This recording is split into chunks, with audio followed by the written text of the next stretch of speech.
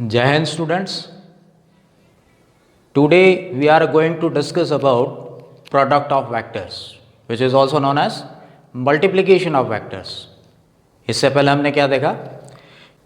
जो वेक्टर्स होते हैं उनको हम सिंपल अलजेब्रा से ऐड नहीं कर सकते, सब्ट्रैक्ट नहीं कर सकते, मल्टीप्लाई भी नहीं कर सकते. तो उनको कैसे मल्टीप्लाई किया जाता है, उनका प्रोडक्ट कैसे निकाला जाता है, इसकी बात आज हम करेंगे. Vector product is of two types, scalar product or dot product, and second one is vector product or cross products. Let us discuss about scalar product first. When we multiply two vectors and in resultant we are getting a scalar quantity, then such type of product is called scalar product or dot product. For example, if A and B vectors are given to us,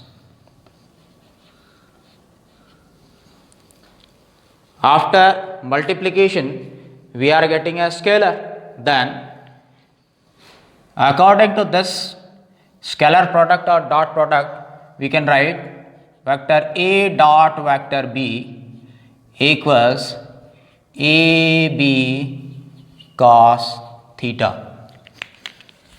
Here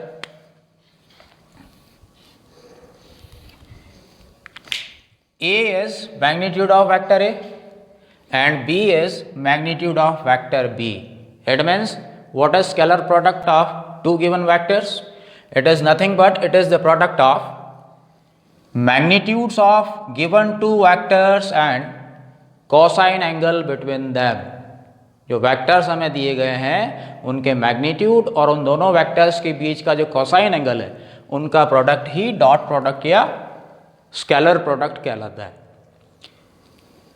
for example, work equals force into displacement. Force a vector quantity, displacement is also a vector quantity, but their product is giving us work, which is a scalar quantity. Therefore we can write work equals f d cos theta. We will discuss this expression later. You have to keep one thing in your mind. If we multiply two equal vectors with the help of scalar product or dot product, then we will have square of that vector. For example, vector A dot vector A equals A cos 0, because whenever we are talking about equal vectors, what they are? The vectors having equal magnitude and acting in the same direction. If they are acting in same direction, then angle between them will be 0 degree and cos 0 is 1, therefore it is equals to A square. Similarly, vector B dot vector B equals B cos 0 equals B square. Clear?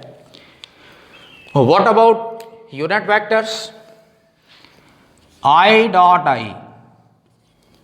I cap dot I cap equals 1, J cap dot J cap equals 1, K cap dot K cap equals 1. I cap, unit vector along x-axis, both are equal vectors, their magnitude is 1, 1 square is 1. Similarly, J dot J, K dot K, they are 1. But if we multiply I cap with J cap or J cap with K cap or K cap with I cap and the product is dot product or scalar product, then the values will be 0. That is I dot I, 1 J dot J, 1 K dot K, 1, but I dot J or J dot K or K dot I or I dot K, they are 0. Second is vector product or cross product. If we multiply two vectors and in result we are getting a vector again, then this is called vector product or cross product.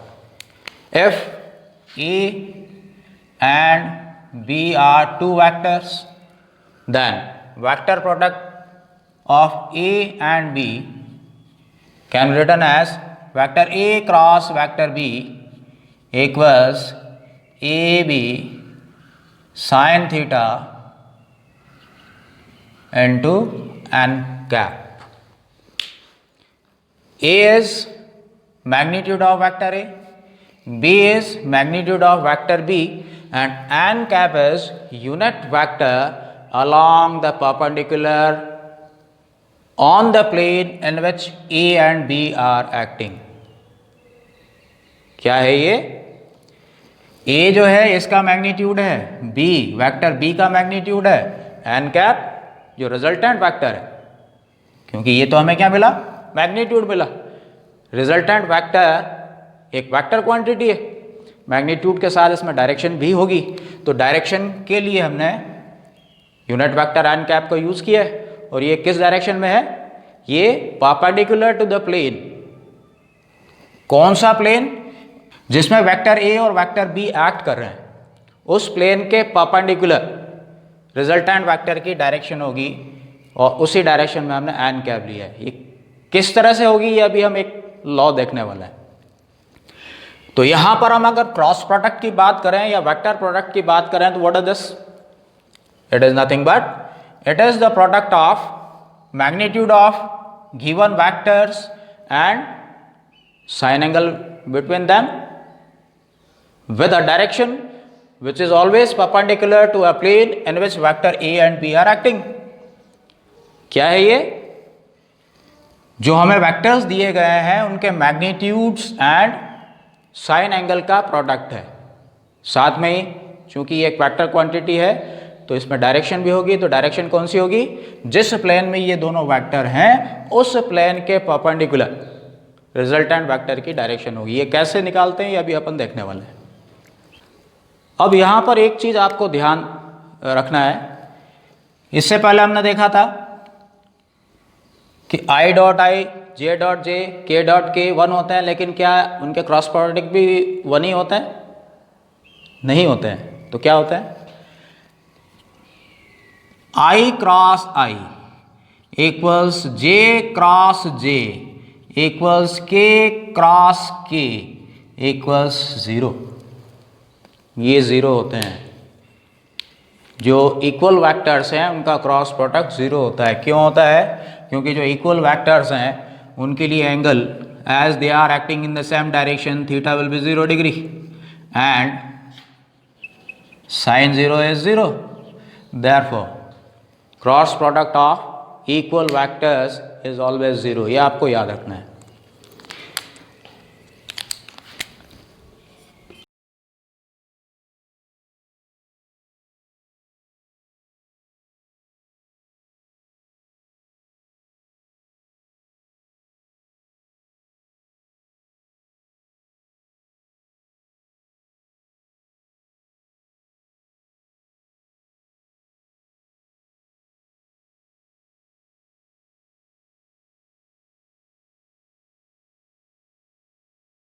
हम इनके order को change कर दें। F we write J cross I और K cross J और I cross K, then this will be minus K, this will be minus I and this will be minus J। ये आपको याद रखने हैं।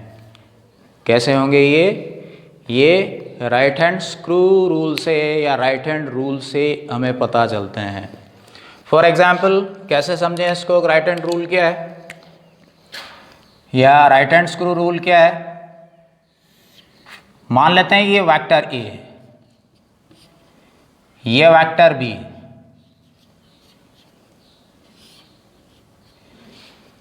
A is moving towards B,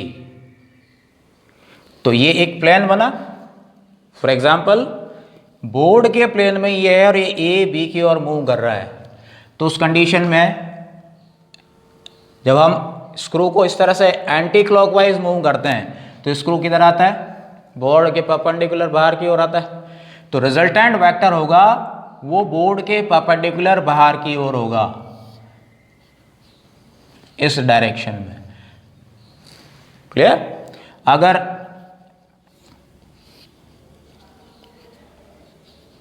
ये vector B है, ये वेक्टर ए है, बी ए की ओर जा रहा है, बी ए की ओर जा रहा है, तो स्क्रू क्लॉकवाइज रोटेट करना होगा, तो वो बोर्ड के परपेंडिकुलर अंदर की ओर होगा। क्लियर? तो यहां पर जो एन कैप है, its direction can be decided with the help of right hand screw rule और राइट हैंड रूल।